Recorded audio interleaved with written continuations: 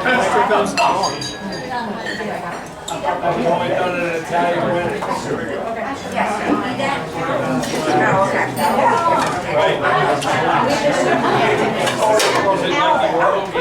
Now we're testing. Does everyone hear me? No. Everyone? We all hear real good? We want to hear everything that these people have to say. And really good. A lot of them came a long way to be with us. And several have been with us for 3 or 4 months, every month. So we're so thankful that you're here. Well, we welcome you to the 9th meeting of the Central Baltimore County Republican Club. Norm's going to lead us in the pledge and the prayer.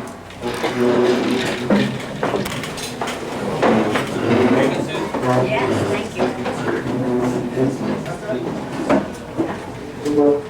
I pledge allegiance To the flag of the United States of America and to the republic for which it stands, one nation under God, indivisible, with liberty and justice for all. We'll have a moment of silence. We'll begin to the prayer next. Go ahead. Okay, have a moment of silence for all soldiers, police officers, first responders who have been killed in the line of duty. Note our table over here for our MIA, POWs, and especially for the deceased soldiers from Afghanistan.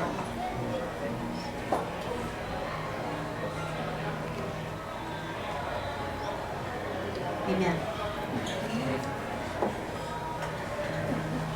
Before we have our prayer, I would also like to call for another moment of silence in memory of Wycomico Deputy Sheriff Glenn Willard, and also for Kathleen Wilt, who is the daughter of our executive officer for the Cockeysville Precinct of the Baltimore County Police.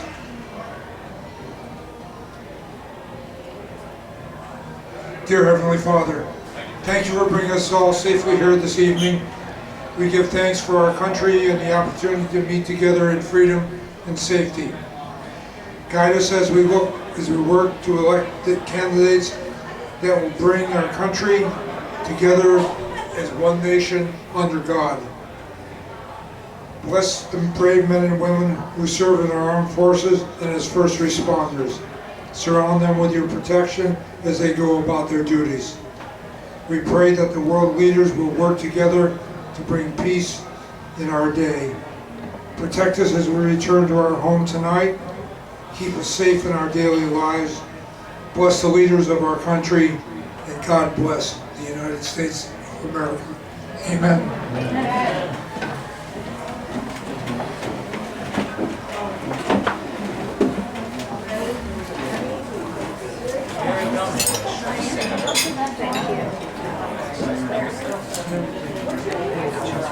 Okay.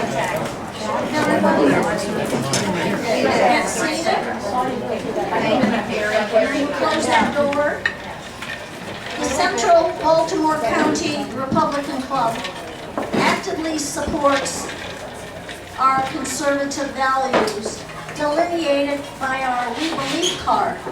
When you joined, or if you're going to join, you have a We Believe card, and it says exactly what we stand for. Our main beliefs are related to life, family, youth, education, environment, and fair elections to improve our community. We've divided into 7 work groups to positively impact our community. We invite you to join us and become a member. Our membership is $20 for an individual, $30 for your entire family, or $10 for a student under 21. The membership application is at the desk there, if you so desire, and if after completed, if you give it to Janice. Once I get it, I will put you on the agenda. I will put you on our email list, and you'll start getting emails from us We have wonderful programs planned through December of 2023, right here. The Central Baltimore County Republican Club would like to recognize our own club members who have actively running for office. More than now 30% of our members have made a commitment to assist in making our community a better place. Darren Badillo, we'd like to recognize. Kathy Samero, give a wave, Kathy. Chris West, Jack Gordon, Wade Kosh, James Randisi. Where's James? Very good, James, thank you. And wave to the group. Nino Mangione, Jim Simpson, Todd Huff, Tony Campbell. You also heard him last month. He's been busy out there. Jim Hayes, Leo Tuman, Deb Sullivan, and Bernie Flowers. And Bernie started with us in January, so he's been here almost every month, making a dent in us. So our new member is Bruce Robinson. So with that, we are very lucky to have these people that are really making a difference in our community. Our clubs support and pray for our members that can positively impact our community. We emphasize making a positive difference in that community. We do not talk negatively about each other. We state what we can bring to the table, and we do so in an honest and positive way. We support and pray for positive outcomes, and we celebrate our members who are willing to give back. So with that, we'll go to the financial report. Our ending balance for April was $2,985.88. Our membership dues, donations given, and booth income, we have a May balance of $3,095.88. Is there a motion that I can, that is correct and I can file for audit? Very fine, thank you. We will file for audit, and we will do that audit in November or December. Minutes for May were sent out to all members. Are there any corrections or additions to the minutes? Motion to accept. Motion to accept, is there all in favor? Aye. Great. Thank you to our secretary, Jackie Blunt.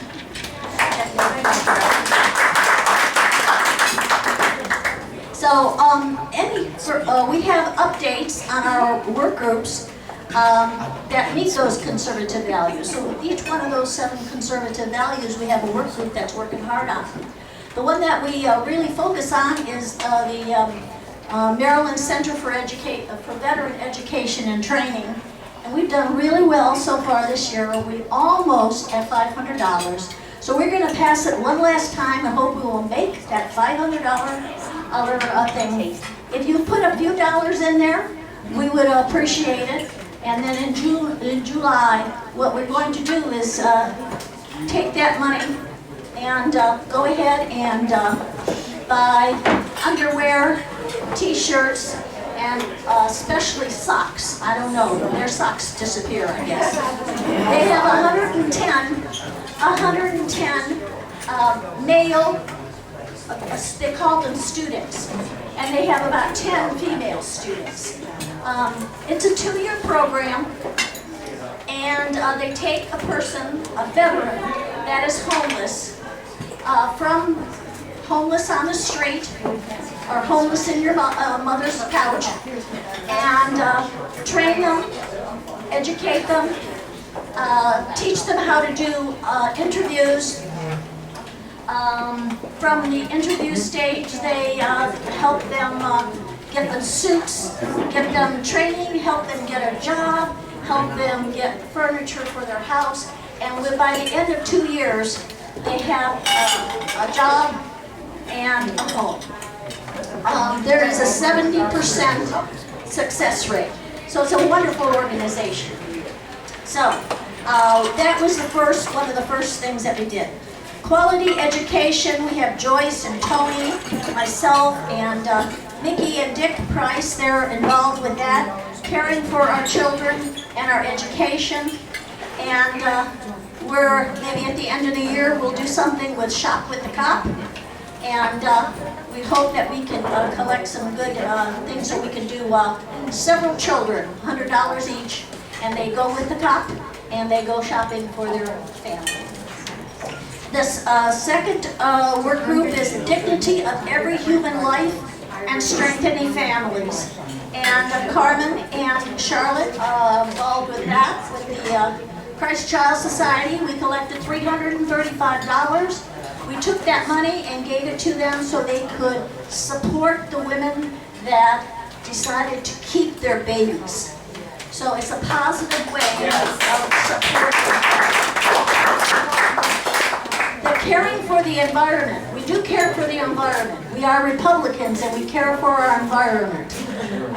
We supported, together with Chris West and Nino and our group, came and supported a Eagle Scout project, which is in process right now up there in Moncton.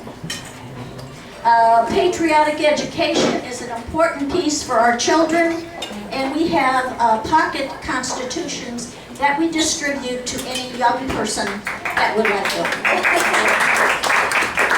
them. Especially if they join us, we'll give them two. Free and fair elections, that's probably the epitome of where we need to go. And Kathy, Samara, Barry, Chodad, Jack, Gordon, myself and Chris Sayer, we're all working at that.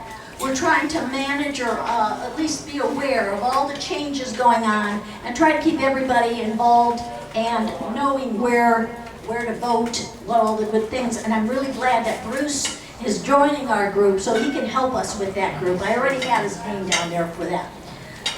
So that's our work groups. Tonight we're going to have a forum for District 2 Republican Congressional candidates. If anybody would like to take photographs or videos, it may be difficult, but I think we can do it within these parameters. 1, please entitle your photograph, video, or post as the Central Baltimore County Republican Club June meeting sponsoring the 2nd District Congressional candidates. 2, remain in your seats. Do not block other views. Do not tamper with their responses, goes without saying, and make nasty comments regarding anyone who's not present. Before publishing, you have the speaker's permission, of course. So, well, at this point, we would like the candidates to take their seats on the platform. We had a drawing before the meeting, and we got at least the seats, the position of the seats, and we'll do our questions based on the positions of the seats. So if our candidates would come up and take your seats, then we can move so we can be all comfortable. Everybody.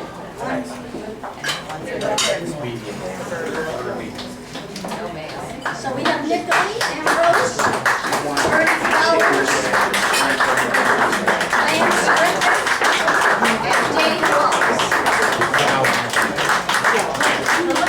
Fred, where your seat is? Are we missing one person? Oh, there it is, Dave. Great. So, while they're all getting seated, I want to remind you that Tuesday, July 19th, happens to be primary day, and that happens to be our meeting day. So we're going to have a united party that right here. We're going to start at 7 because people will probably still be voting. And we'll have dinner here. And our DJ, who's our DJ there? Is our DJ. Who's our DJ? Well, introduce yourself. Hooray. Hooray,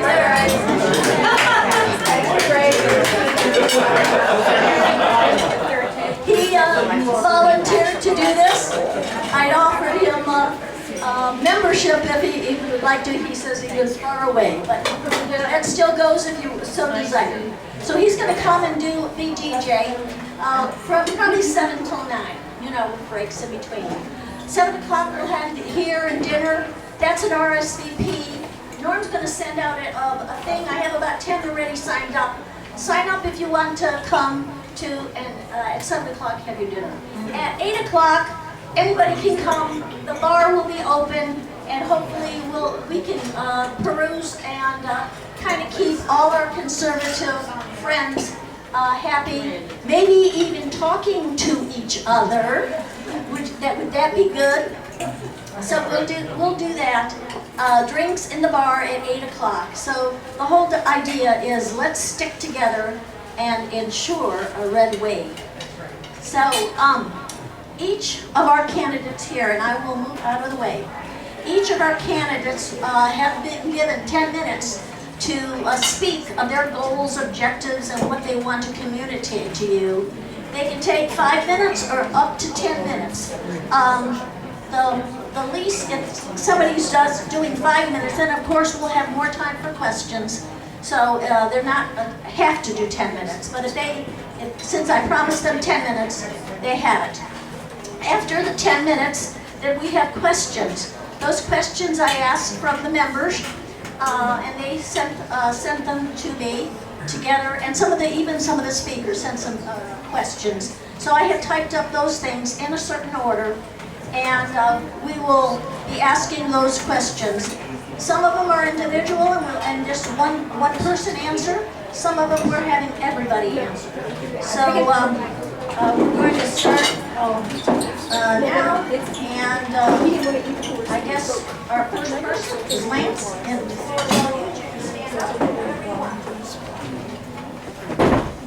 hello and good evening. My name is Lance Griffin. I'm a conservative Republican running for the 2nd Congressional District of Maryland. Thank you for coming out this evening. First of all, thank you for the Central Baltimore County Republican Club for hosting tonight's event, for the Republican Board of Baltimore County for live streaming it, for TV Free Baltimore for recording it for future posterity. Most of you don't know me, but hopefully by the end of this evening, you'll know what I stand for and what I've done. First of all, I love this country. I think it's the greatest country in the world. First of all, I love this country. I believe it's the greatest country in the world. It provides opportunity for all. It's allowed my family to achieve the American dream. Second of all, I'm not a politician, as you can honestly see. I'm running because I felt a sense of duty compelled me to run and to uphold this document, the American Constitution, the glorious liberty document as described by Frederick Douglass. I've had the good fortune of being able to take the oath to uphold that document to protect and defend it on 4 separate occasions. I believe the incumbent has disregarded his oath to that Constitution, disregarded this district, and disregarded you. Prior to this campaign, I worked for 24 years as a special agent for the Federal Bureau of Investigation. Prior to that, I was a Baltimore County police officer. Prior to that, I was an auditor with the Department of Health and Human Service, Office of Inspector General. I also served with the Maryland Army National Guard, enlisting, and eventually going to Officer Candidate School. And once promoted from there, became an infantry platoon leader for a unit based out of Plexville Armory. During the course of the campaign, I picked up the nickname Lawman, and that's what I choose to bring to this district and to Congress and to this nation once I'm elected. I believe there's been a total lack of respect for the rule of law and for accountability in this district and in this nation because of democratic control. There are 4 core issues which I wish to speak to that I think affect this district the most. And those are crime, education, inflation, and fiscal responsibility. When I speak to crime, I don't have to speak from just theory. I have over 27 years of law enforcement experience, as I explained. I've arrested bad men, bad women for prosecution in Baltimore County, as well for federal prosecution at the U.S. District Court in Baltimore. For the community, if you are not safe in your homes and at your schools, the rest of everything else doesn't matter. You cannot live your life. So that's the primary goal that I'll be focusing when I become elected to Congress. Within Baltimore City alone this year, there has been an increase in the number of homicides, shootings, and carjackings. And juvenile crime is off the hook. And not only that, the Democrats are not providing the resources which are necessary to support our law enforcement in terms of personnel, training, and other resources. Even outside of the city, Baltimore County has its issues. In 2021, Baltimore County had the highest rate of homicides that they'd ever had, at 54, breaking the record of 49, which occurred in 2019. I intend to not only address the horrifying rate of crime, but some of the core issues which caused this to happen. Some of my anti-crime initiatives would be: one, as a congressman, you have a soapbox to speak to those problems in the community which can occur at the state level. One of those things I would have supported would have been Governor Larry Hogan's emergency crime bills, which targeted violent crime and targeted transparency and sentencing. Both of those bills were not supported by a Democratic legislature, and Dutch Ruppersberger did not come out and support those, obviously. Furthermore, number two, I'd enhance the budget of the U.S. Attorney's Office.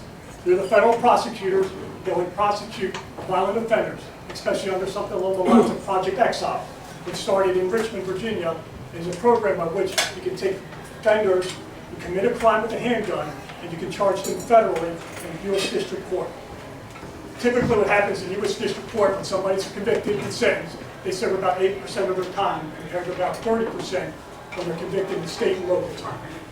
Three, I would increase the budgets for the local federal agencies so that they can do the investigation. The U.S. Attorney's Office does the prosecution, but you need somebody to do the investigation.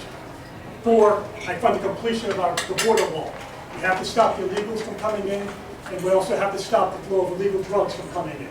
As many of you may or may not be aware, last year we had over 100,000 overdose deaths in this country.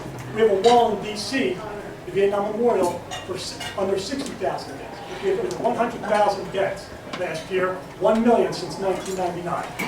And most of those drugs, most of the people died from drugs overdose because of fentanyl, which the precursors come from China, goes into Mexico, and then comes across the border via the cartels, utilizing illegal immigrants and others.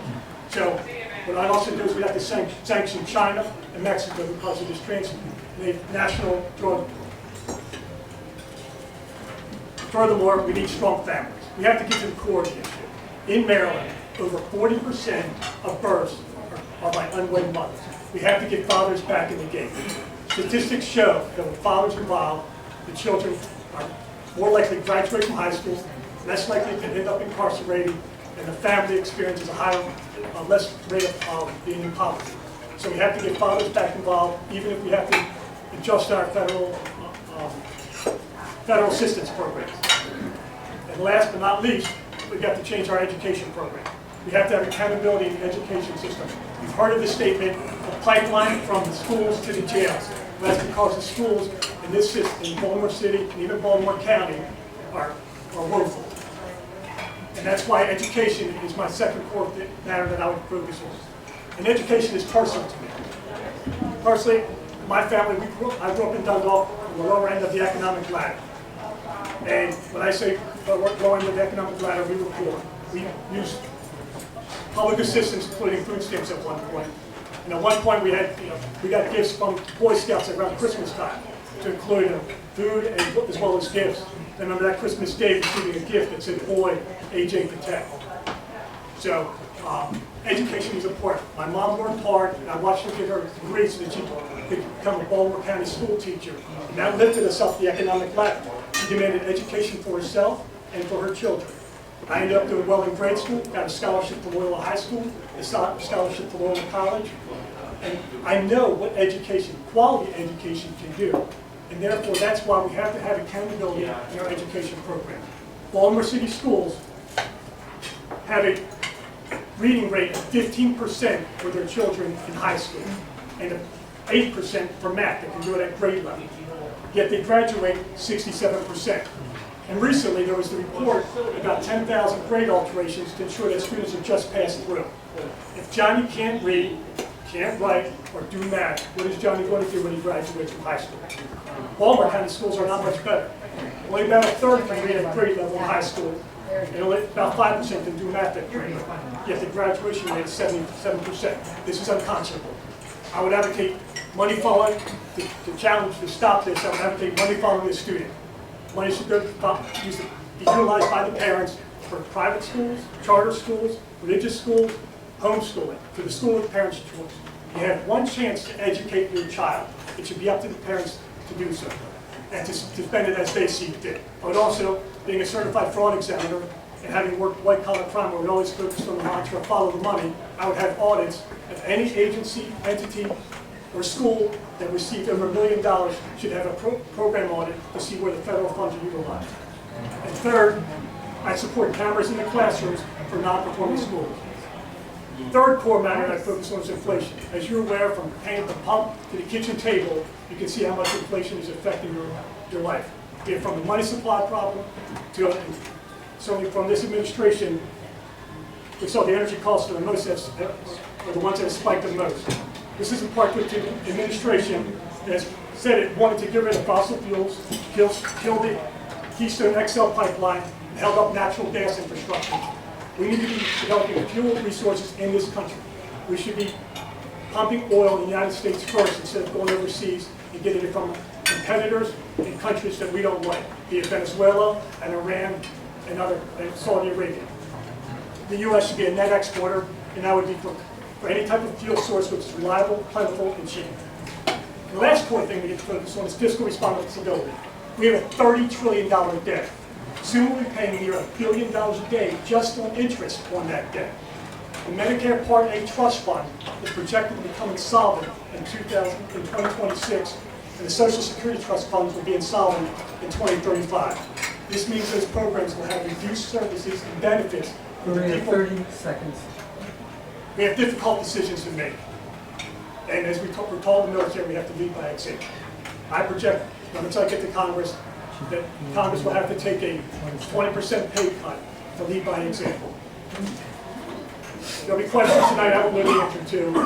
I plan to use the Constitution and what I think is best for America as my guidelines to address those problems. If you like what I have to say, LanceGriffin@Congress.com.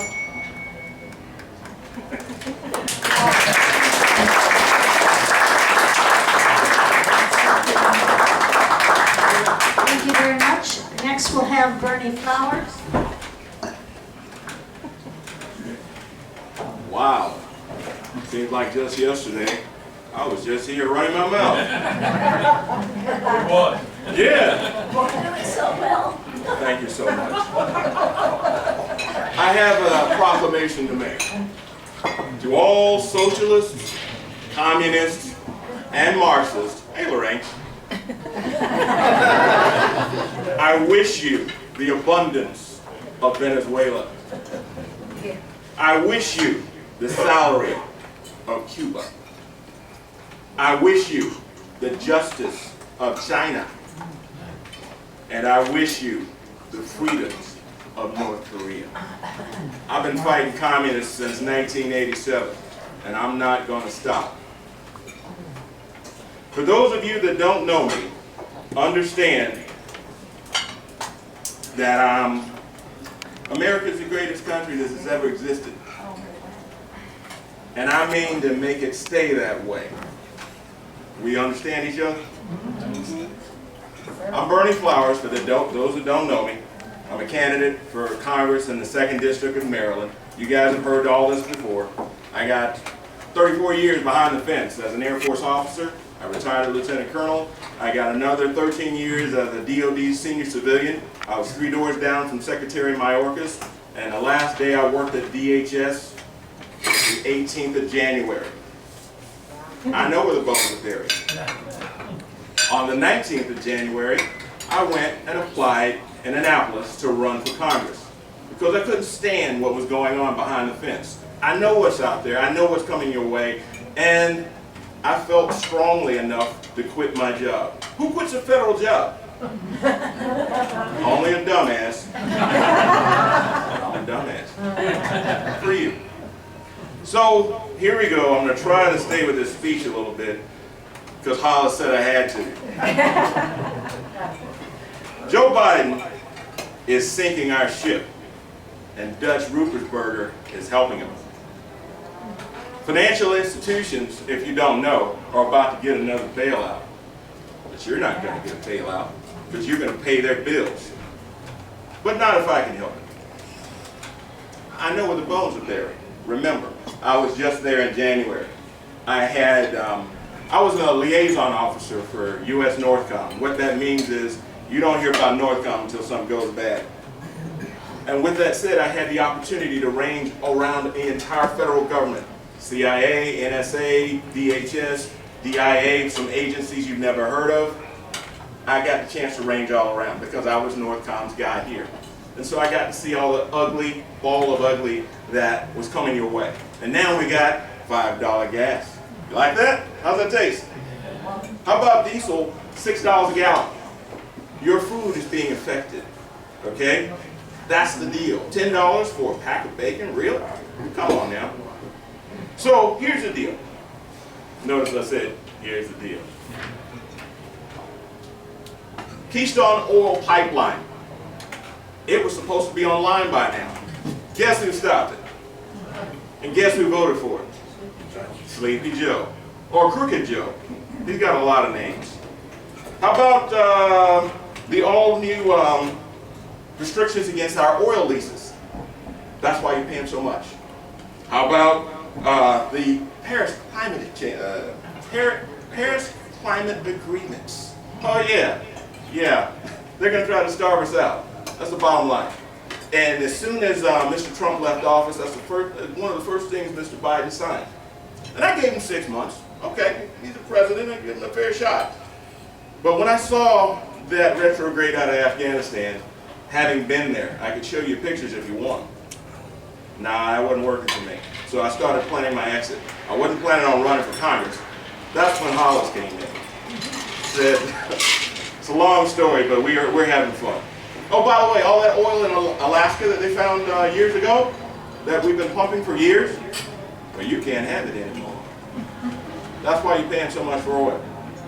So Mr. Biden, Cruella de Vil, Nancy, Crooked Nancy, and Out of Touch Dutch, they're all in charge. So the question of the day is, what are you going to do about it? Now, my illustrious colleagues up here are all Republicans, just like me. We all believe in the same things. So the issue of the day is, how are we going to differentiate between us? Who's different? Who can beat Dutch? Dutch has been kicking the Republicans behind for the last 19 years.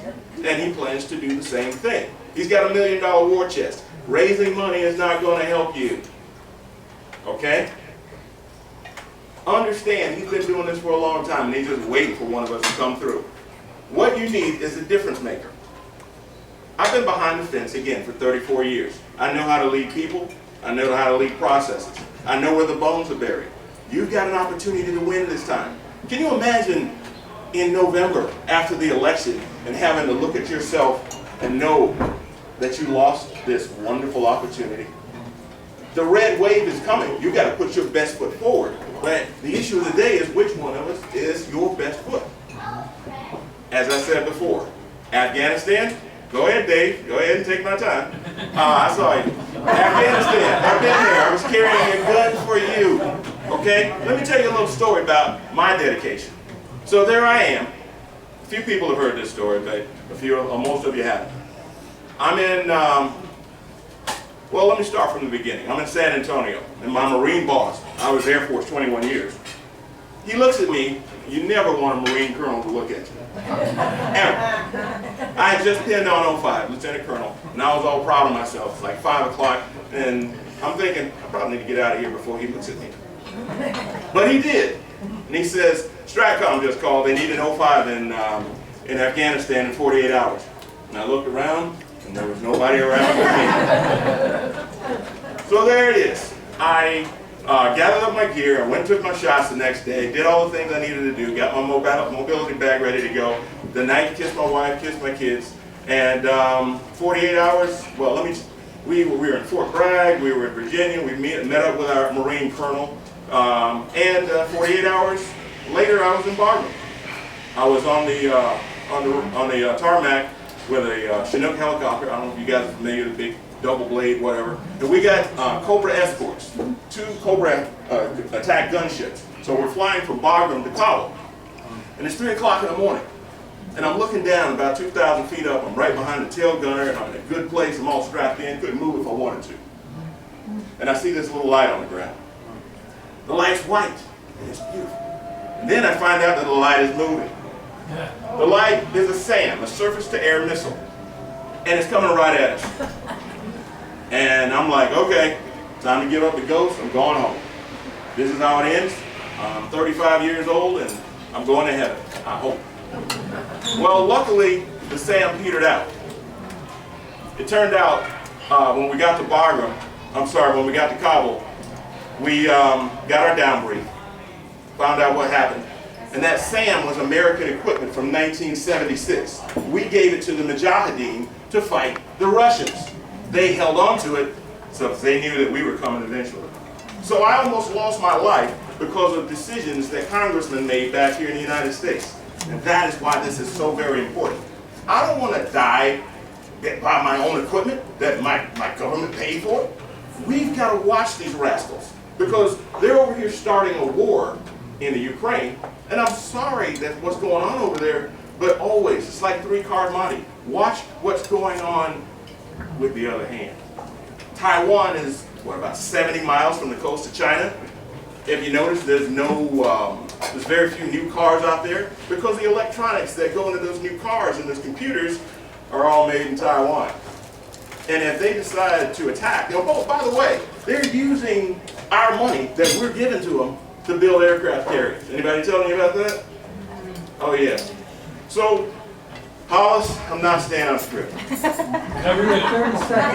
All right. 30 seconds. Well, the bottom line is we got a chance to win this time. I think I'm the best candidate. I've been doing this for 34 years, and who can walk in day one and act as a congressman? I know that I can do that. Thank you.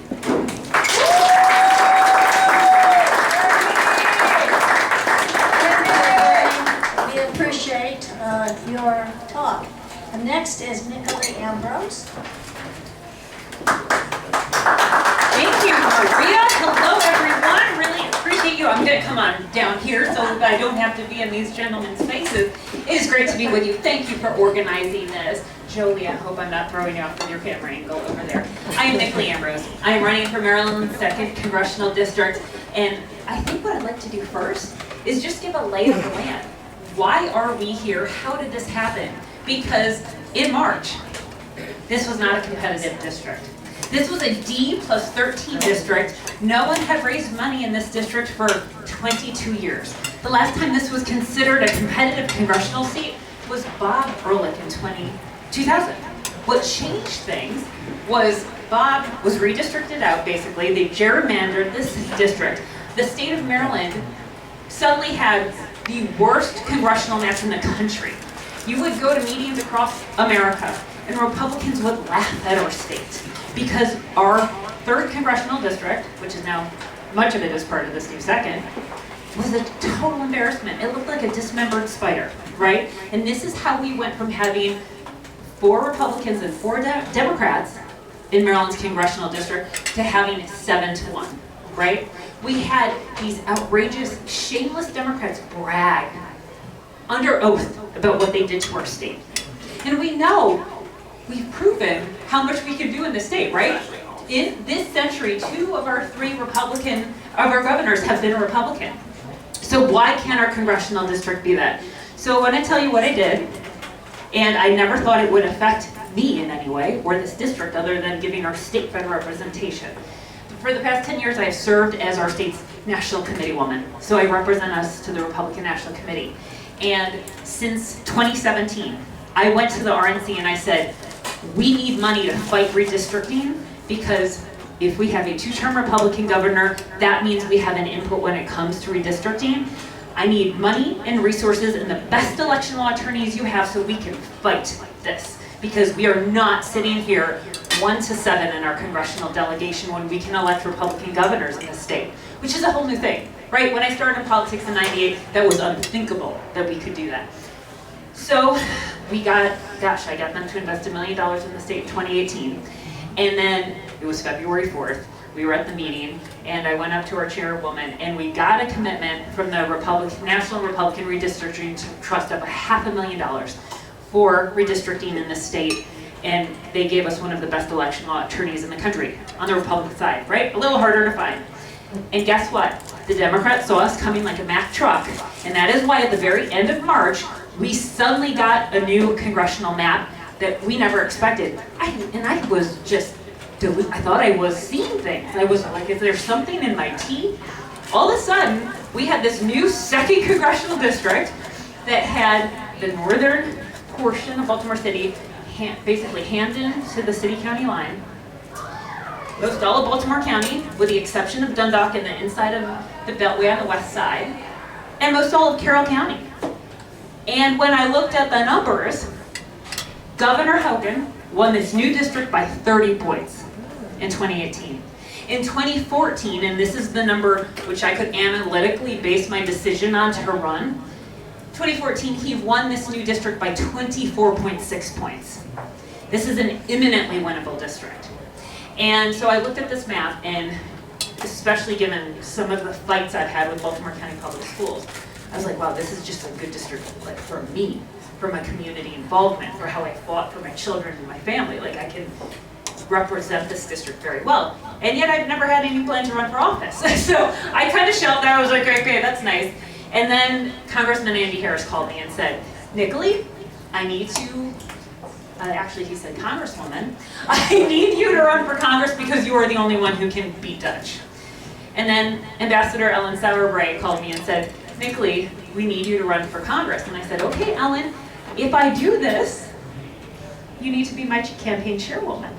And she said, okay, well, if I'm asking you to do this, yes, I will do that. And she's been fantastic. And then Dave Bossie, my counterpart at the National Committee, head of Citizens United, said, I know you've never planned to run for office, but you've got to do this. We have to pick up this seat. This is a seat we can pick up. We need you to do this. So with that and some other encouragement from a lot of other people around the state, I said, okay, let's go. I filed on April 15th. We have this very new competitive district. So what is it about my background that qualifies me to run for Congress? I have been a volunteer, like so many of you in this room, since 1998. Despite all the positions I've had in politics, I have not been paid for a single one of them. Instead, I raise money, I go around the state, I contribute to people, but more than money, what I do is I'm a grassroots activist. I have started our Super Saturday program where we organize anywhere from 10 to over 100 people to go out and elect people in swing districts so we could make the state more red. That is expressly how we went from being a written off, deep blue state that everyone in this country wrote off to now being a swing state. This is how we've done it. And Kathy Smerrill has been here on a lot of these Super Saturdays with me, so God bless you, Kathy. And isn't that great? She's running for delegate. See, this is what we have these people stepping forth, thank God. So I started very humbly with my Baltimore area YR friends in the back. In 1998, my first campaign ever was Ellen Sauerbray's campaign for governor. I loved it. I got a call after that campaign saying, Nickley, you're a very hard worker. Can you please restart the Baltimore area Young Republicans? This is 24 years ago, right? I did that. We grew the club from 9 members to 250 in 9 months. Georgia, sitting back there, who's my director of operations, was one of the first folks involved. Gary as well came along a few years later, so I've known these folks forever. And I went on to work tirelessly. Like back in the days of Bob Early, we were out there knocking doors for him to win in '02. He's like, thank you for that grassroots grounding. That's how we picked up the seat like we did. I went on to be a state chairman of the Young Republicans, and then I went on to be national chairman of the Young Republicans. That organization had never elected a chairman from a small blue state, ever. You had to be from a big red state, and everyone in the country was like, how did they do this in Maryland? Like, we wrote Maryland off. No one thought Maryland had a chance. But we changed that by working our tails off, okay? And then that's why in 2012, I took that game to our state party level. And I said, we can't parade around with titles. We can't have people who do no work. We can't armchair quarterback. If you want to make a difference in this country, show up on a Saturday and knock doors with me. We have to talk to voters. Our ideas are right? Everyone agrees with us, except those communists, and we don't need their votes. But people agree with us. We just have to take our message to the voters. And that has been all of everything I've done in politics. How can we take our message directly to the voters? Okay, so here we are today. How are we picking up this congressional seat? So my issues are education, okay? I fought a huge battle with Baltimore County Public Schools when they tried to shut down my children's nationally award-winning magnet school. We fought them for 2 years. We won, the school stayed open, and shortly thereafter, Dallas Stance was indicted and convicted. That is the fight I will take to Baltimore County and this whole district, okay? How amazing would it be to represent some Baltimore City and see when they don't teach children how to read, write, or do arithmetic and say, guess what? In the House, we hold the purse strings. We're gonna audit you when you don't teach our children how to read. And then we're gonna take those funds and move them for the children to make sure they can actually have a chance at life, okay? Then the other thing we're gonna do is fund public safety. We have 159 vacancies in Baltimore County, 366 in Baltimore City. This is inexcusable. How are people supposed to protect us when they don't have full shifts? This is outrageous. And then we're gonna make sure America becomes energy independent again. We know the formula, it's simple. I much prefer $2 a gallon gas, how about you, right? Just let American innovation run. Keep the government out of interfering with the private sector and killing our economy, killing our energy industry. So for all these reasons and more, I look forward to representing you because I am the best chance to go against Dutch Ruppersberger. Out of touch Dutch. We've been using that. Hopefully you've seen our branding all over the internet for the past month on that. And we are looking forward to taking out Dutch Ruppersberger. We know we can. If Hogan won this district by 30 points, I'll be happy to win it by 15. But I need your help. We're door knocking every day. We are out every day in the field. And this is a grassroots campaign. We are at ambroseforcongress.com. The chairman of the Freedom Caucus was here with me last night. Andy Harris has been out. We are out with Ron Estes and Morton Blackwell this week as well. And invite you to join us at one of these events or out in the field. Thank you so much.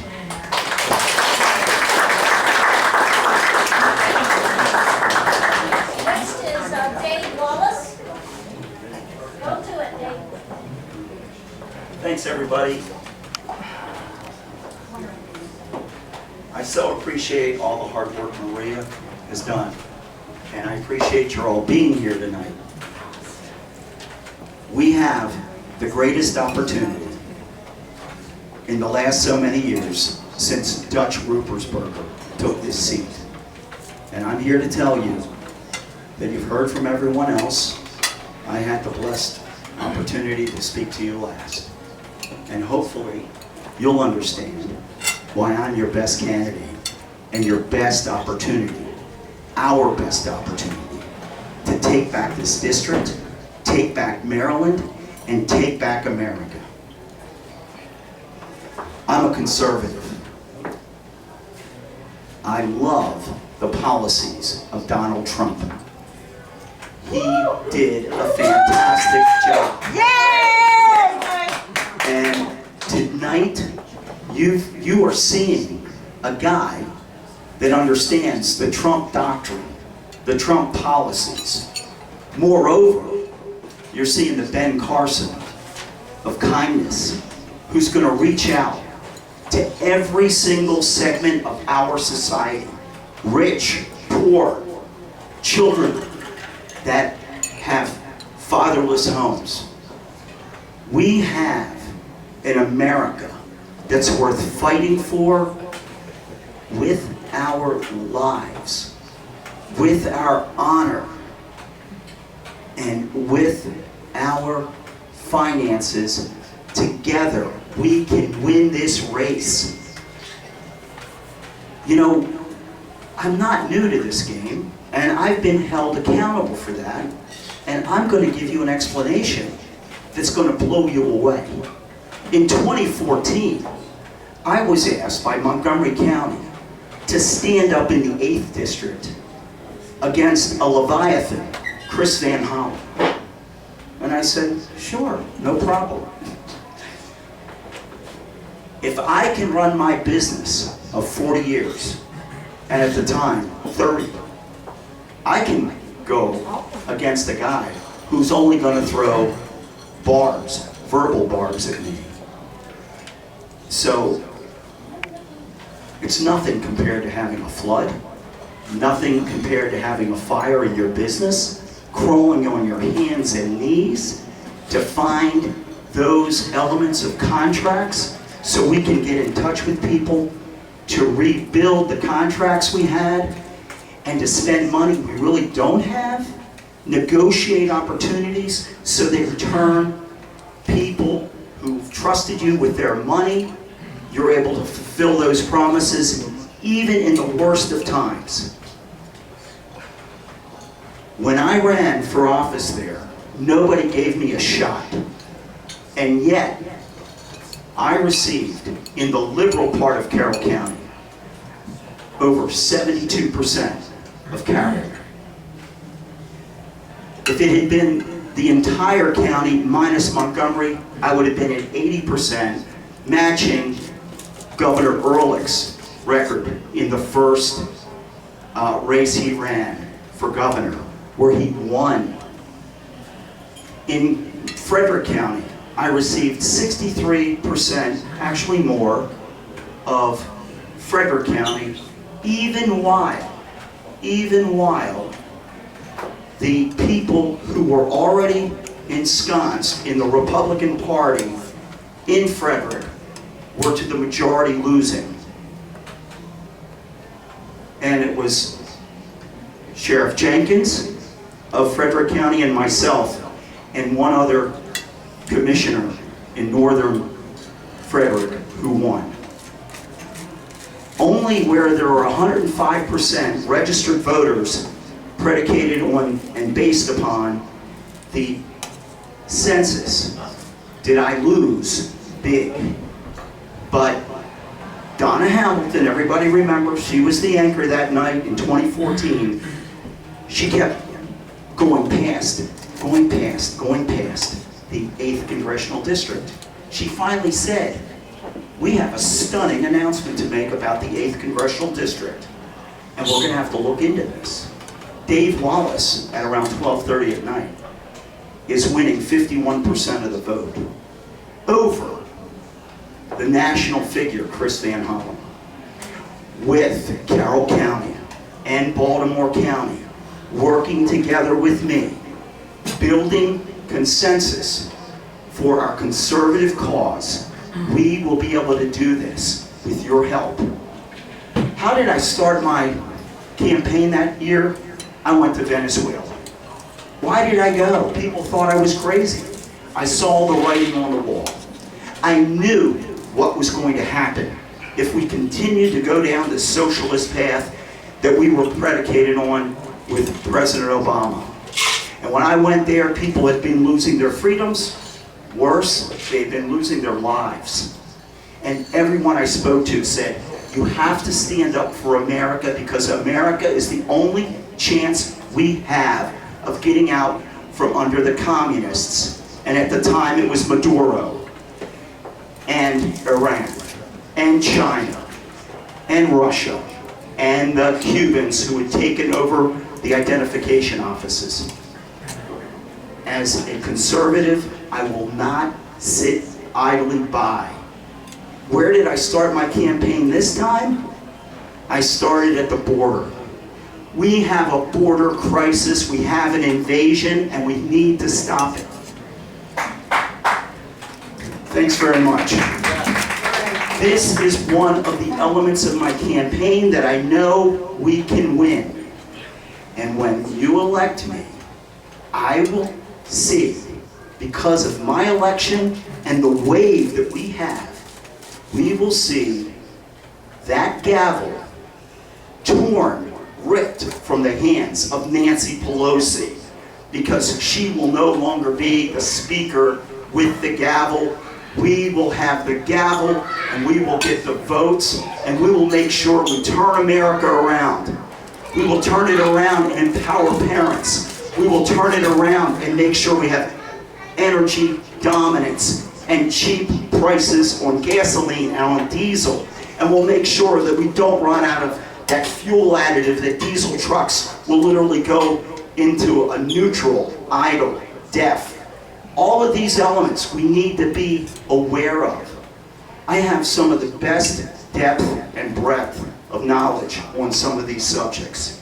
And where I don't have that knowledge, the people around me that I have surrounded myself who are conservatives in Washington, here in Maryland, will make sure that I'm staying true to my words, and I give you my word tonight that we are going to keep America safe, strong, and secure against the Chinese, against the Russians, against all forces that are going to harm us, both external and domestically.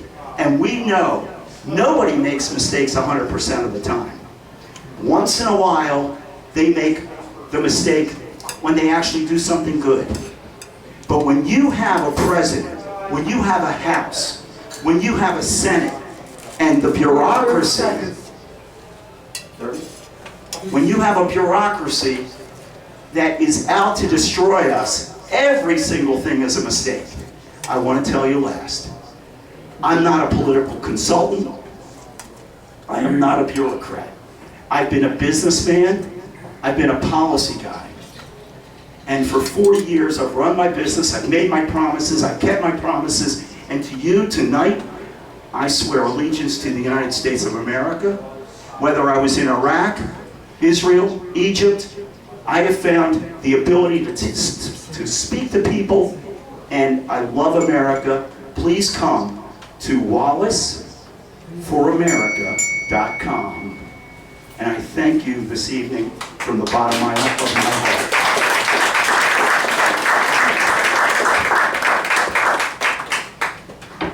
Thank you, everybody. So interesting to see where everyone's. Did you turn it off? It's coming out. Okay, I can hear you right here. sounds good. We are going to have questions next. Do everybody want to stand up for a second? Move? No? Can't? Okay. Do what you need to do. So we're going to can't move? Get the cramps out of your legs? The first question, I think we want to know from everybody, just a one-word answer to a one-sentence answer. We want to know, does anybody here, or does each of you, have any experience in creating bills to do the legislation piece? Do you, anybody here? Can you tell us? I can't say that I created a bill. What I can say is that in my time in government, I was at a very, very senior level. Can you guys hear me? I got 10 years at NSA.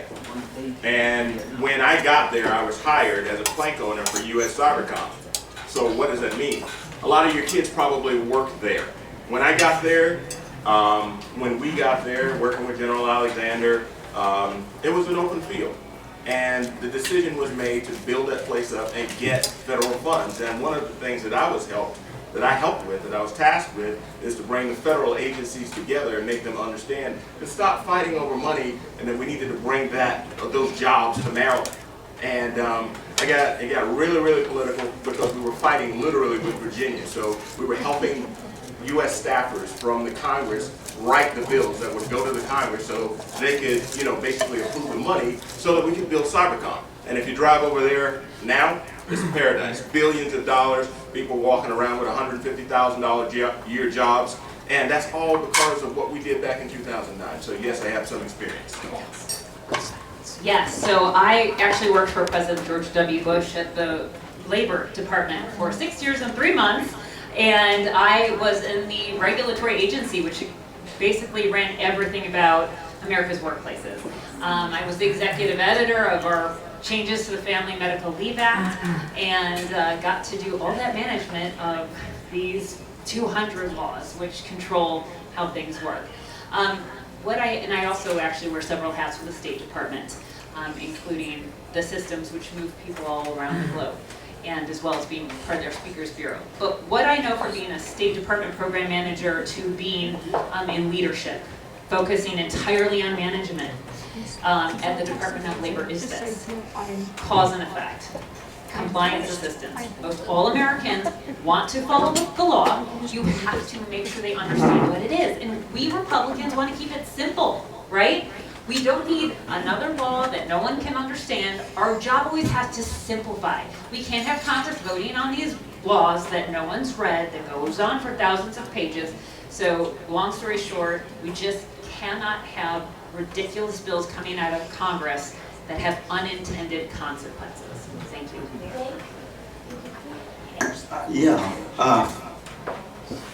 The two elements where I've had the greatest amount of impact is working with Ellie Gold on the Abraham Accords when Herb London was still alive, and that particular legislation, the way it was written, was handed over to President Trump, and he drove that legislation through Abraham Accords, actually the paperwork that built the Abraham Accords. And Ellie's a good friend of mine. He and I consulted on this along with the rest of the team. In addition to that, that's foreign policy. Domestic policy, I worked with Lou Euler at the National Tax Limitation Committee. He was a roommate of M. Stanton Evans, who wrote the Sharon Statement of Conservatism, both for America as well as a bulwark against communism. Lou put together the national team for Ronald Reagan, specifically to build an economic team of great economists who are free market economists, who are a manpower production economy driven set of economists. And I was on the tax cut working group. That tax cut working group was involved to drive the 2017 model H.R. 1, the Tax Cuts and Jobs Bill. I was the only businessman on that team. And when people looked around the room, not always, but on occasion, and sometimes often, they would say, "Dave, what do you think of this idea?" Specifically, we had a situation where we drove with my endeavor of expensing for the investment, capital investment that was going to drive the American economy so we could rebuild our manufacturing and industrial infrastructure, which is what I plan on doing when I get into Congress. And with your help, we will. Thank you.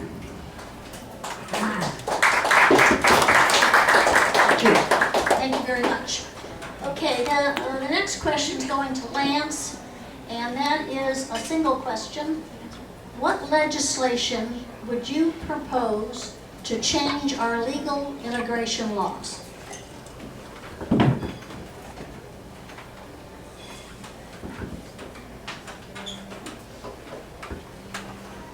I think that the one that I would, I guess, create the most, or create initially, would be something along the lines that we don't release them into the United States. People that come to the border, we have some type of adjudication that occurs at the border so that they are immediately resolved. Either they come into this country as green card holders, or that they're immediately returned back to the country that they came from. There should be no catch and release into the United States. You should either have immediate entry, whichever you're a green card person, or you're denied at the border. There should be no allowance for anybody to come into the country in the first place. So that's the, again, the first legislation I would create. And then the second would be to require that any type of person that's here illegally is some type of system similar to putting a warrant into NCIC, and that they're immediately picked up and taken back to the country of support.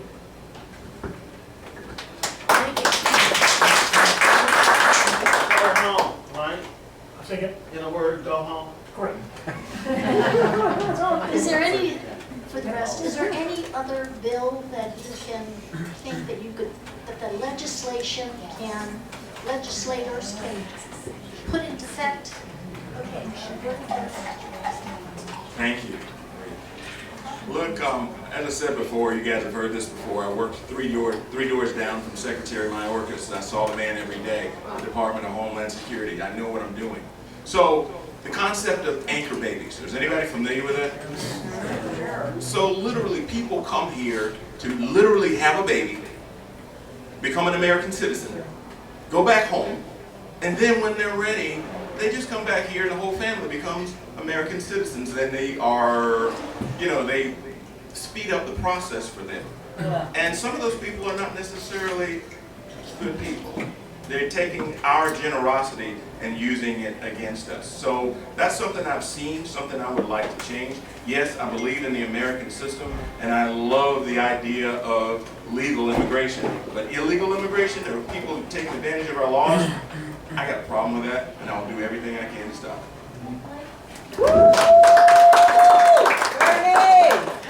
So Bernie and I agree with so much because, right, we Americans love legal immigration. That's how we got here. But you have to follow our laws. You cannot have a free nation without rule of law. It's what preserves our society, correct?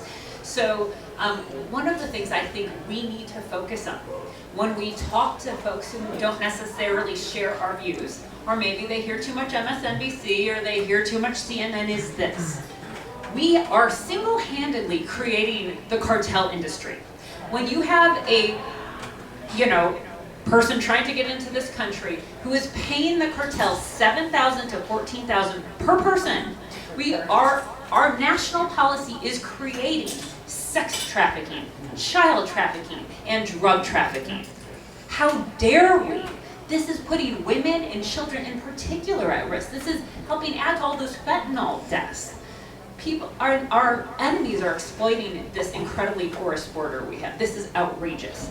And if you look at the rest of the world, look at other countries' immigration policies. Heck, look at Canada. You have to qualify. You have to have skills. You have to have income. I mean, my goodness, there are all these South American countries where you have to buy in with $500,000 to $1 million.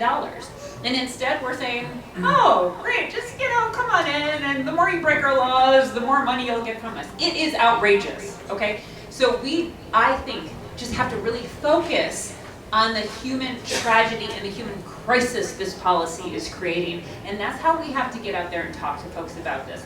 Because how dare we put people at risk with our bad policy?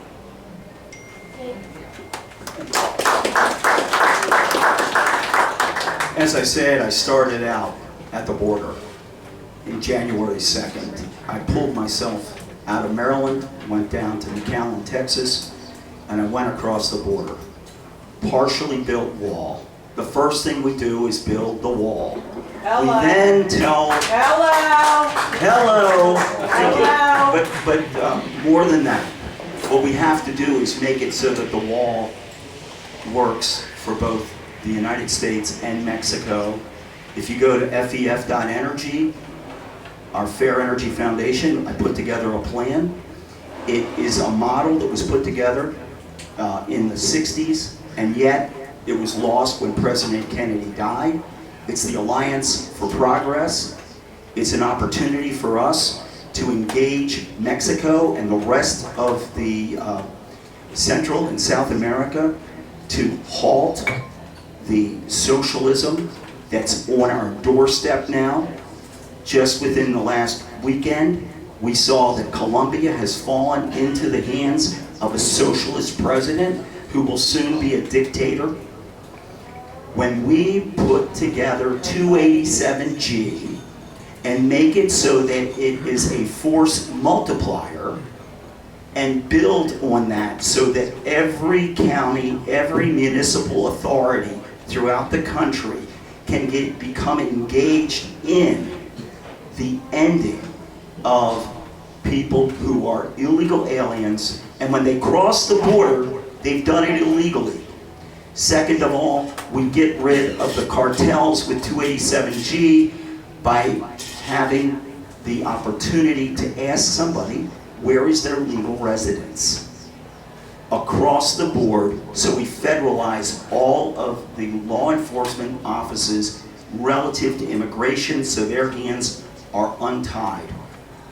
And then in addition to that, we turn off the spigot of money that goes to families the moment they get into the United States, especially through Catholic charities. There was a lady, a nun on the border, who was getting thousands of dollars per person to bring them in after they were illegally entered. It's a horrible thing. The United States practices are failing us as Americans.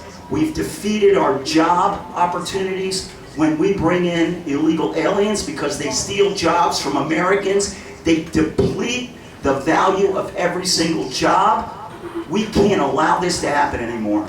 And with me in office, when you vote for me, we are going to see that these solutions are put in place, including anchor babies. Thank you.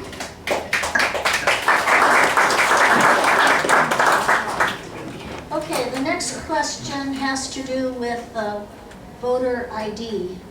And let's see, how do we do that? I guess Bernie would be the first one to address this. What is the number, what is the strategy you would take to get voter ID mandated in all states? Elect conservatives.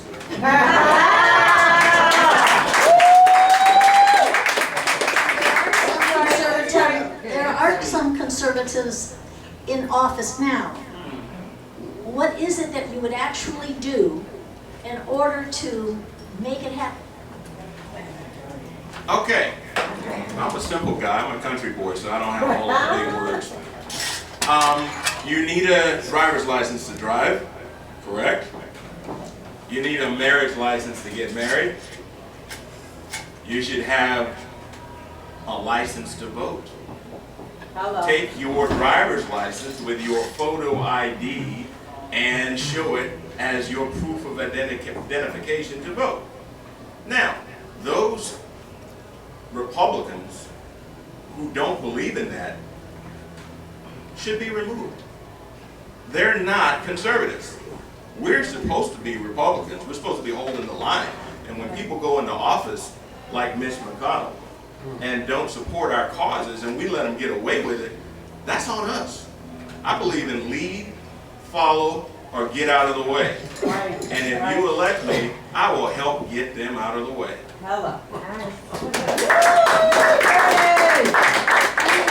Anybody else have any specific things that they would do to get voter ID mandated? I'm happy to speak to it. All right, I think we have to break this into two pieces here, right? We have to break this into the state level and at the federal level. We have seen some incredibly scary things in the past 2 years since Joe Biden has been elected with H.R. 1 in the House, right? And on the Senate side.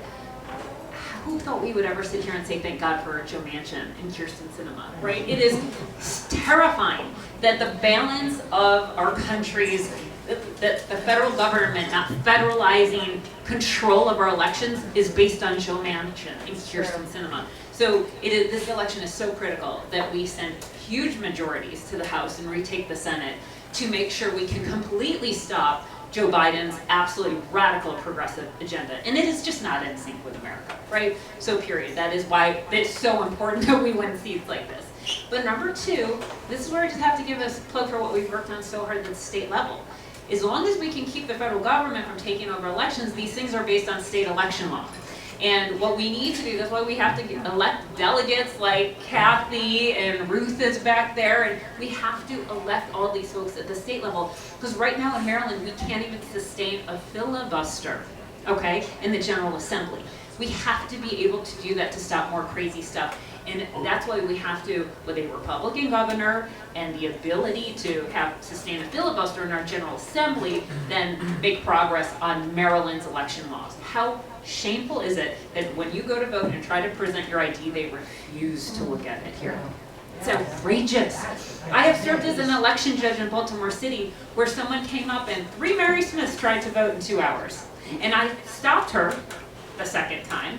And so what did they do? Ooh, that was their opportunity to sideline a Republican election judge and keep me out of the way with the second Mary Smith. Well, they ran a bunch of other people through.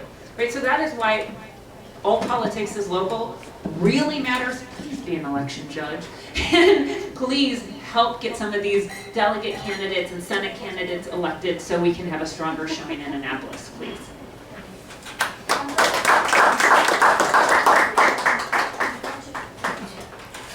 The bipartisan commission between Jimmy Carter and Howard Baker specifically said that we cannot any longer look at ballots as being read by machine, and we cannot have drop boxes, and we must have voter ID with a photograph of the individual, one that is produced by the Board of Elections.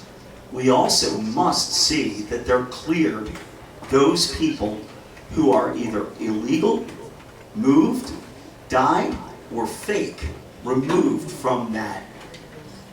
Yet, at the same time, I strongly believe, as do others on this dais, that we must be sure never to federalize the rules of elections except for voter ID, that we make sure that every single vote is honest and it's easy to vote. Hard to cheat, easy to vote. Hard to cheat, easy to vote. That's what I want. I do not want one single person in the United States disenfranchised.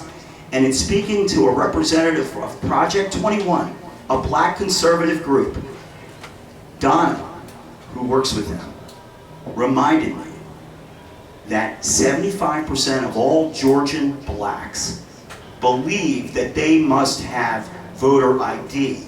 This is a non-partisan issue. It's one that goes across the aisle to all demographics, all races, because Americans know that their franchise of the vote is being destroyed when somebody votes illegally, or there's someone who votes, and of course this is the same thing, multiple times. Thank you so much. Just briefly, that what Mr. Wallace and like Mr. Flowers and what Ms. Ambrose said, I personally believe, honestly, that we have to have voter ID. We need IDs for voter when we vote. But the Constitution leaves it up to the state legislatures to do that. So what we need to do is in each state, we have to elect conservatives, Republicans, as Mr. Flowers said, to change those laws. If you need an ID to buy Sudafed, cigarettes, alcohol, we should at least have it for our elections, correct? So I think that's quite simple enough. We just have to do it at the state level, and we have to affect change there. So support your local candidates. Thank you. Our next question will go to Nicolay. As the number of immigrants increase, what would you propose to solve the housing problems that we're dealing with right now? Illegal or legal? Well, whatever, they're there, they want a house, and there is no house. What would you propose, and is there anything we can do at federal level, or is it state level? Well, if we're looking at people who need housing, can I just talk about our housing crisis in general? I think you have folks coming of age who want to build their own American dream, and that's one topic. And the other topic is our homeless crisis, okay? And I'm just going to address those two things because I think they're separate issues. When you are talking about folks who would love a chance at rebuilding their life, first of all, I think one of the most beautiful things we've seen in the past 20 years was back when I worked for President Bush, we started the Office of Faith-Based and Community Initiatives. And it allowed people to partner with faith-based organizations and get training, have spiritual guidance, and help rehabilitate. And if you look at the Help Being Up mission in downtown Baltimore City, that's been critical.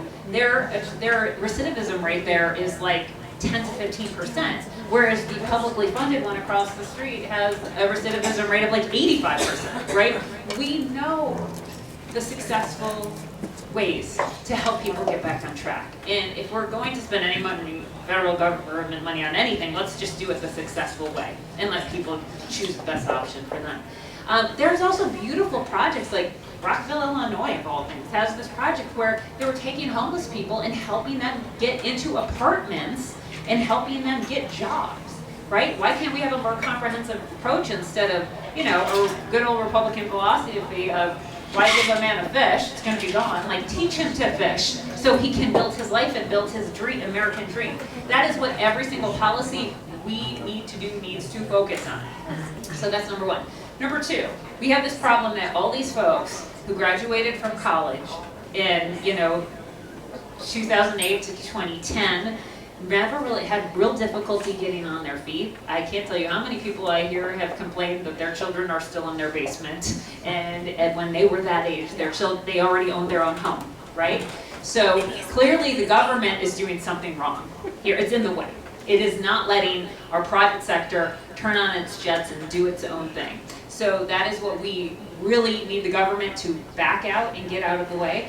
We've seen certainly a lot of problems with government policy focusing on just building these urban anthills and not letting people get out. I'm actually hoping this could be a benefit of COVID, that people have realized that they can telework and work in other places that are much more maybe lovely, not so congested, and focus on building their dream in a different way that doesn't include being stuck in a place like New York City. Well, we just got out of the mortgage banking crisis because we broke all the rules. We told United States banks, and a big guy who was involved in that was Andrew Cuomo at HUD, who told banks how to lend money and then penalized the banks as examples, including a $3 billion penalty. You don't help people by giving them something that they haven't earned. You don't help people by putting people into homes when you know you're guaranteeing their failure. That does not promote humanity. That destroys humanity. It's time that we come together and realize that programs that incentivize failure need to be ended. And what we have to do is block grant to the states the programs that are helping create failure. It's really surprising. The more people work, the more money they make. The people that have been put into the program leaving aid to families with dependent children to TANF, temporary assistance to needy families, who then had a work obligation, immediately started making more money, not less money. And we don't incentivize a greater and greater size of government by funding every dollar. Instead, we block grant it and allow each and every state to be the experimental incubator for every single one of these programs that has failed. It's time that we put people first and not government and not bureaucracy, where children under 5 different programs, where none of the program leaders know what the other program is doing, provide food for children because it creates inefficiency. We need centralized programs that are going to dispense the money to the states so they themselves can do the job that the federal government was never intended to do. I want to tell you tonight, the Lyndon Johnson Great Society is a debacle. It's a failure. We have to fix it because we're destroying the American family. We're destroying the American dream. It's time that we put Americans first and realize that a little sand in an oyster creates the greatest success for that oyster. And every American deserves a pearl, not the horror of the great society. Thank you.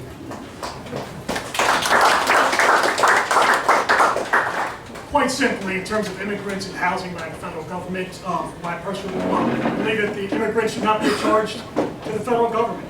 Immigrants should be coming here. There shouldn't be any program that they should be immediately available to. In fact, I believe that immigrants should have to work 80 quarters to be eligible for Social Security and Medicare. Those programs are almost bankrupt.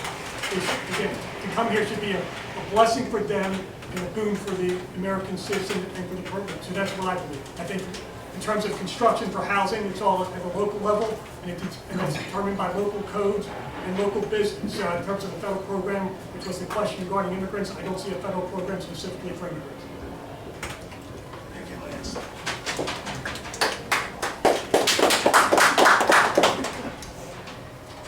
When I left DHS as DOD's guy at DHS, we were right in the middle of handling the Afghan refugee crisis, Mr. Biden's retrograde from our debacle in Afghanistan. We were placing roughly 50,000 people all over the United States at various military bases to keep them, to acclimate them to the United States. And those people would have died, I admit. They were friends of ours, they tried to help us, a lot of them were translators, they brought their families. You saw what happened. But the issue of the day is we're spending to this day $14,000 per person every day for about 50,000 people, and we weren't planning to do that. Those are our allies, and we needed to take care of them. However, people who come across the border illegally don't deserve housing. We spent we're sending $40 billion to the Ukraine. Why can't we take that money and help gather those folks up and send them back where they came from? So that may sound harsh. It's real. I'm conservative.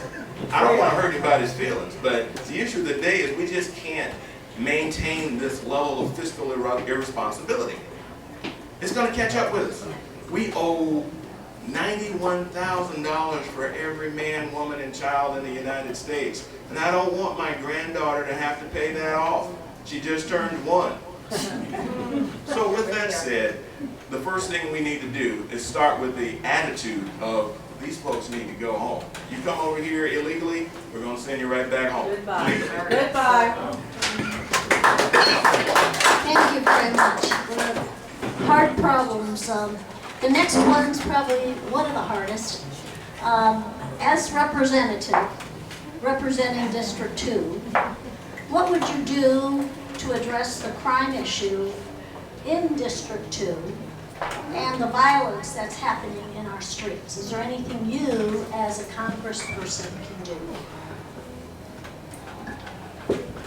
Pretty much as I said during my opening speech, I think that one, you can support state laws that make sense, like Governor Hogan's crime bills.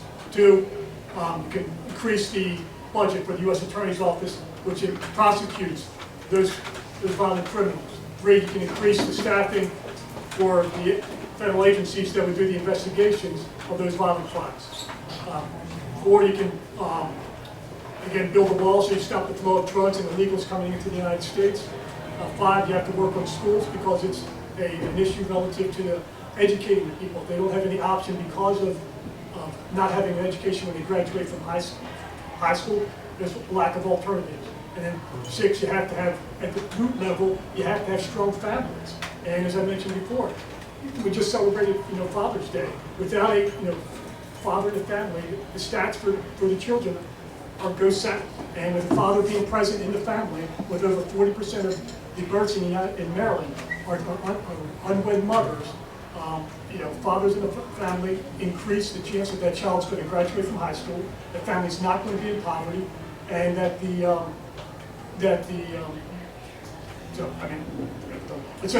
me, those are the core factors. You can do it at all those levels. Plus, you can again advocate for local funding for the Baltimore County Police Department, Baltimore City, and certainly advocate for a prosecutor at the state's attorney for all these districts, especially the city, to prosecute the crimes that she's charged to prosecute. I mean, first of all, I don't understand how a state's attorney cannot charge or prosecute crimes that are on the books. So, I think you can be publicly on your soapbox to address those issues. Maria, we're talking about crime in Baltimore, right? Right in the district two. Okay. Your whole district. Well, Baltimore is the worst. Yes. Anybody, have you seen the HBO documentary, We Own This City? Yeah. That's a documentary. It's not fiction. It's real. And if we don't do something about this crime, it's going to creep right into your district. It's already here. The fentanyl and the drugs, and one of my dear friends, I won't mention his name, but he lost his son to fentanyl last year. He spoke at our last event. Wonderful man, and I take my hat off to him. But the issue of the day is that what can a congressman do about all this crime? Well, Congress has the purse strings. And if you don't use those purse strings on behalf of the American people, then you don't deserve to be a congressman. Now, Dutch Ruppersberger has been in office for 19 and a half years, and Baltimore has gotten worse every year. People can't go outside without being accosted. I tried to go to the Fogo de Chao with my wife. I was going to take her there for Easter Sunday. We stood in line, and here's comes some lady that just basically forced us out of the valet line. But the issue of the day is her attitude was such that it was just funky. So we got to change the attitude. But again, what can a congressman do? If I was in charge, if I was your congressman, I would call the GSA, the General Services Agency. You guys familiar? They're just the greatest auditors in the entire United States government, and they've never had a chance to audit Baltimore. Let's go look at the schools. Let's go look at the crime. Let's go look at the police department. I love the blue. I back the blue. But nobody's above reproach. And I don't know that we've had a federal review of funding. Let's find out where all that money went. Let's find out where Brandon Scott put all that money. Right. Let's find out where Marilyn Mosby put all that money. Right. Let's find out why they're not prosecuting criminals. Right. Dutch Ruppersberger should have done that a long time ago. And if I'm your congressman, I will do it.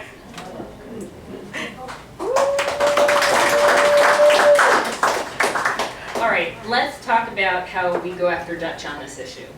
Dutch was co-sponsor of the George Floyd and Policing Act, which gets what the point of this bill is. Thank God it's failed thus far. To remove liability protections for police officers. How do we get anyone to be a police officer if they have to worry about their safety and their family's safety and their family's livelihood, and if they can keep a house when someone accuses them of something, right? I think we understand, of course we want accountability and all of that good stuff, but if you can't even get people to consider being our first responders, how are we supposed to have, once again, that free society that's protected by rule of law? So I talked about the numbers. Baltimore City, according to the Sun, let's review the accuracy of that, admits to having 366 vacant police officer positions. I find that difficult. Here's why. We have our shifts going out. They're supposed to go out with 24 to 25 police officers at a time. They're going out with 12 to 14. They are way more understaffed than 366.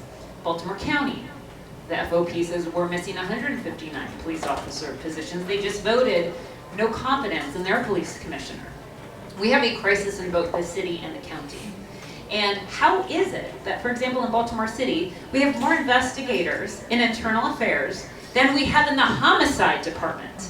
This is outrageous. So this is where that audit tool that you've heard many of us talk about tonight is critically important, and that can absolutely be affected by federal legislation.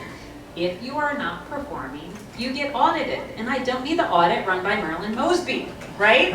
Okay? We have to have teeth in these audit tools. And if we're gonna be useful in any way in Congress, let's put some teeth into that legislation to make sure it gets done right. Separately, Carroll County, this deep, beautiful ruby red county in our district, guess what the #1 issue there when I'm talking to folks? Crime. It's a tough issue. And Sheriff Deweese does a beautiful job in that county, and I thank him very much for his endorsement of my campaign. But we have to realize, even in Carroll County, that we think of as beautiful and safe and rural in some places, even there people are concerned. But because it's not under control in the city and the county, that crime is moving north and west. So it's time that we find useful ways to have our elected officials do something that affects our everyday lives. Because right now we're just seeing it ruin our everyday lives. Let's try to turn this ship around. Thank you. Thanks, everyone. There's a lot of issues here. Of course, I haven't been endorsed by Deweese, Sheriff Deweese. It's always nice to be endorsed. However, I was endorsed by the people of Carroll County at the South Carroll Republican Club, which happens to be the most influential club in Carroll County. Now, addressing the issue, we have to restore the nuclear family. It's the greatest indicator, not poverty, but the nuclear family as to whether children will go toward crime, lose their opportunity for educations, and it's time that we put faith back into the home. We end the IRS's instructions to tell individual churches not to be involved in politics. Isaiah 33:22. God is judge. He is the lawmaker. He is king. We are a country based on the Judeo-Christian philosophy. We have to restore that philosophy so we can rebuild the nuclear family, so that we can go and take back our streets and take back those children whose lives are being destroyed by evil criminals. They're not nice, they're evil. We have to discuss this argument, this problem, and discuss it in an honest way, and be assured that we know that we divide away those people that are evil and put them in jail, and make sure that we put our children safely into schools that are going to help them learn. We have to, on the federal level, restore the limited liability protections to law enforcement so that we don't have settlements that destroy their belief that they are going to be protected while they're dutifully carrying out their responsibilities under the law.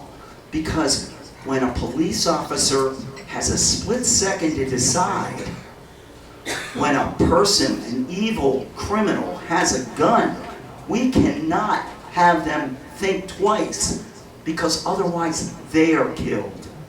We can't have this anymore. Our streets have to be taken back. Our children have to be taken back. Our families have to be taken back. And we have to do that both at the federal level and the local level. And when somebody like Marilyn Mosby, who's derelict in her responsibilities, we need to come down hard on her, but also come down hard on crime, and make sure that the federal prosecutors step in and do their job, just like what happened before we saw Roseberger, and I know I'm mispronouncing his name, go into the federal office, where he took down the criminal Edmondson Village gang. What do we have right now? Right now, the newest report at the Sun Papers, in 30 days, we've had 40 murders. Not shootings, murders in Baltimore City. That is bleeding out, as what has been said by everybody on this stage, on this dais. This is bleeding out into our communities throughout the entire district, and I will work diligently every day with my team, my congressional staff, to make sure that we get it done. Thank you.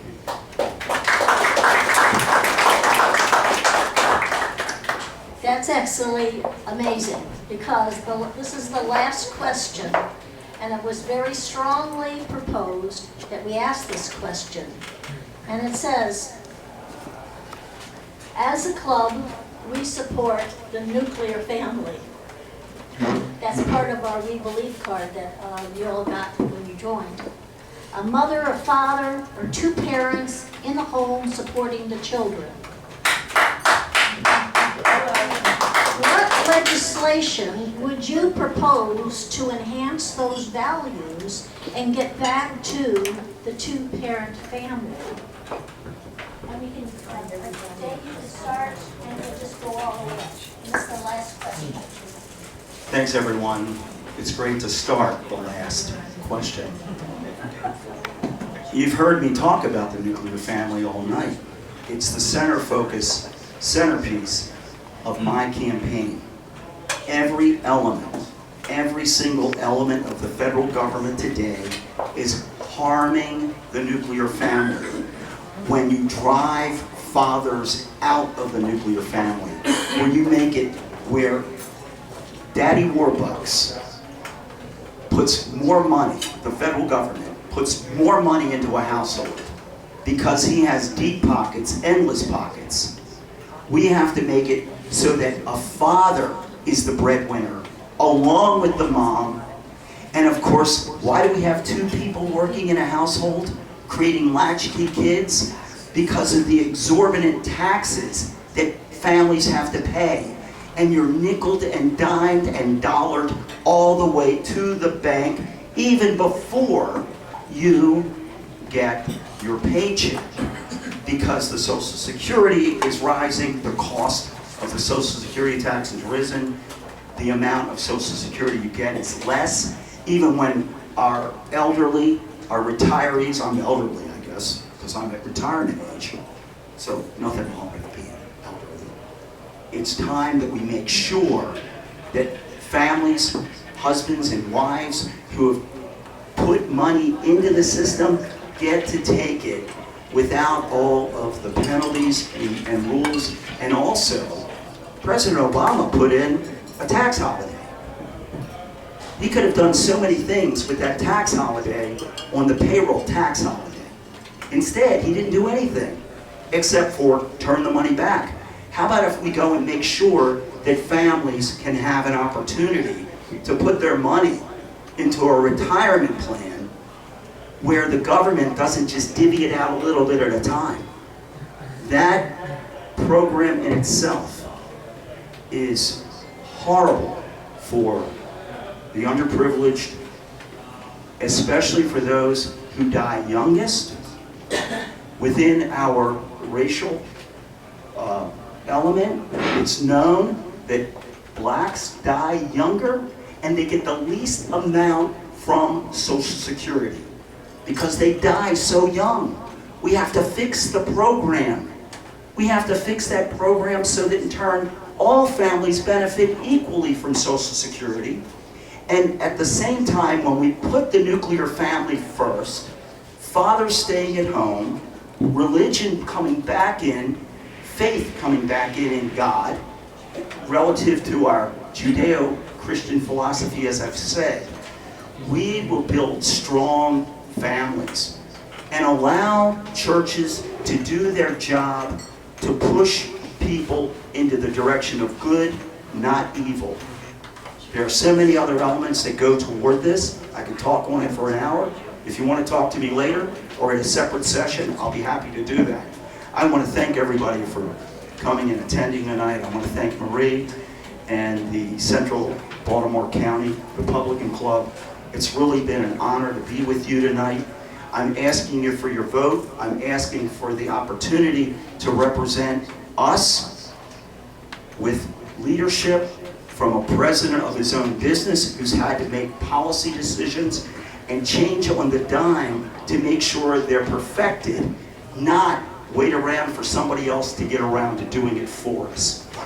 And I'm going to turn the microphone back over to Nicole.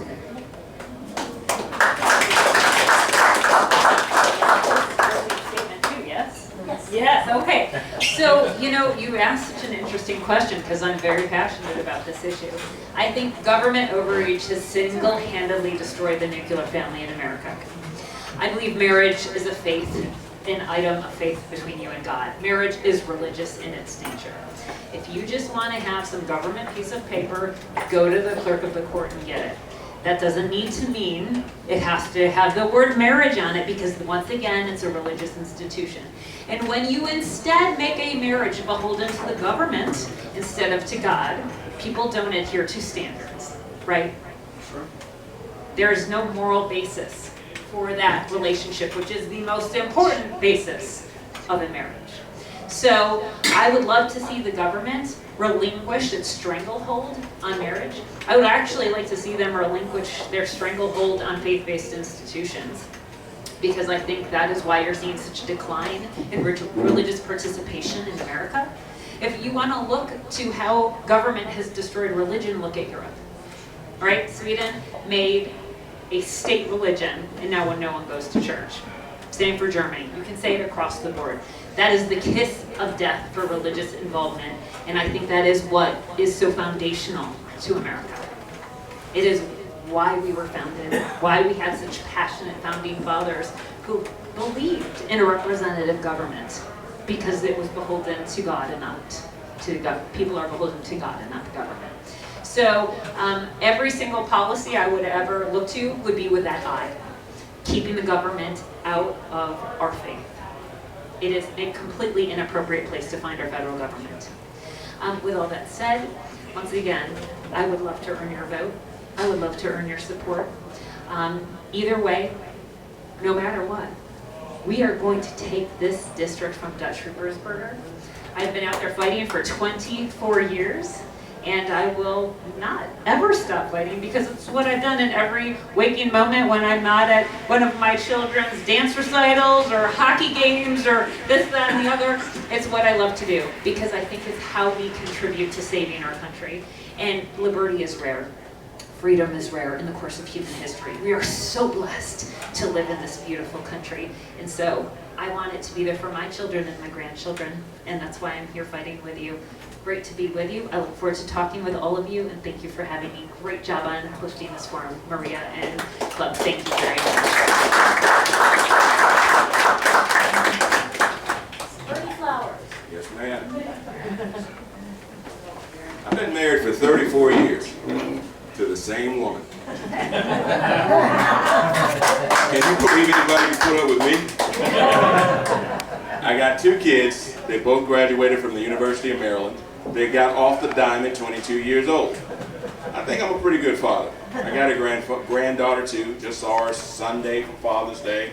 So we're about as nuclear family as you get. The issue is we need to set the example. Our government is not working in our favor. Years ago, I read this long paper from Senator Daniel Patrick Moynihan. Anybody familiar with him? And they were arguing in the Senate about the Great Society, whether it should be implemented or not. And he basically laid out in this paper that I have today, and it was written before I was born in 1965, that laid out all the ills that were going to happen if we implemented the Great Society. He talked about black people going fatherless. They were talking about the separation of the family. They were talking about all sorts of things. They were talking about our current reality. This is not new. And there are people in our world that hate our country. And I've been trying to tell you about this. I know you know, but the issue of the day is we've got to defend our country. And we have to defend our way of life. Because there are people in this world that don't like our way of life. And we are that one beacon of liberty, that one shining city on a hill that everybody looks for. That's why people will literally fight to get here and cross deep deserts and fight across borders. We got something good here. Our nuclear family is the basis of that, and we're letting it go. And as your congressman, I will do everything I can to protect and defend the nuclear family. I don't have anything against people who have alternative lifestyles. Do what you want to do, but don't push it on me. Don't push it on my friends. Don't bring me that grooming stuff. Don't want to hear it. I will fight that every chance I get. All that Disney stuff, gotta go. So with that said, you know, there's no reason for any fancy words. You know where I stand. You look at my family. That's what I believe in. And I will fight for my family, and I will fight for your family too. Amen.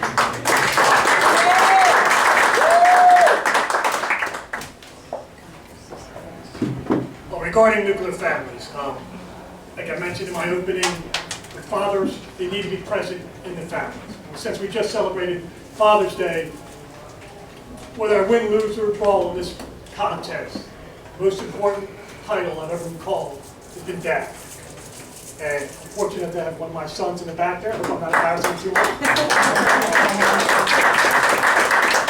I haven't played with Bernie, but I've been fortunate enough to be married to the same woman. We're celebrating 30 years in September. My best friend as well. Regarding families, I believe the government, federal government, should have as little to do with them as possible. I personally think that in terms of, you know, there should be oversight or no advantage or disadvantage either way, to be honest with you. I think that as I said though, when I talk about the statistics for a father being involved, if we're having financial programs, since the Great Society, the government has become the father for so many of these families. And we've seen that's happen. We've seen where the father's not present, we've seen incarceration rates increase, we've seen out of wedlock births increase, and we've seen that poverty has increased. And there's a gentleman, I think of Woodson, who's done a great study on, plight of the blacks since basically the Great Society started. And it's gone upside down for them. And so that's what, we need to change that. We need to incentivize that there are fathers returning back to the family. We have to do that at the federal level in some of these programs, and that's what we need to do. So that's what I stand for. And again, I think I can represent you. I know about the crime issues. I've worked the crime issues. I'm the only one up here that's arrested bad people. In education, you know where I came from and what it means to me and to my family. Education got my family out of poverty.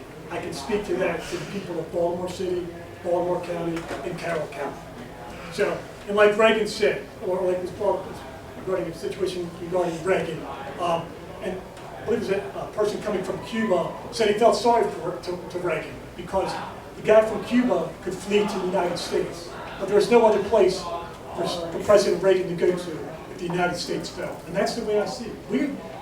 We are that bright shining light on the hill, and it's not there all the time. This is in this little brief moment of time we've had this country that has been a beacon for around the world. That wall is being built not to keep people in, but to stop people from coming here. So again, I think that's liberty is not a hard sell. So Lance Griffin for Congress.com, Lance Griffin 2022 on Facebook. Thank you very much, and thank you.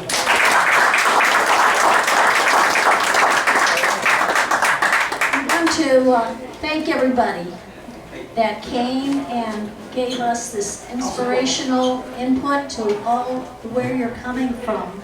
Because I really believe that we can make a really big difference in the next election and in our future.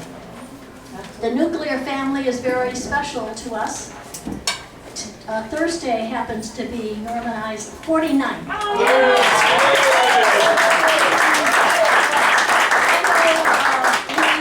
You gonna keep them? Well, we're going to keep them until at least 50. We'll go to Maui. But I want to really thank you for coming and really taking part in this really important issue. I know most of you, many of you, have been like part of our family. So once you all get elected, please come back, because you are a part of our family now. We're not letting you go. So we would, Norm, can you I'm going to leave. If you can get a picture here. Yeah, I was going to say, before you get down back to the floor,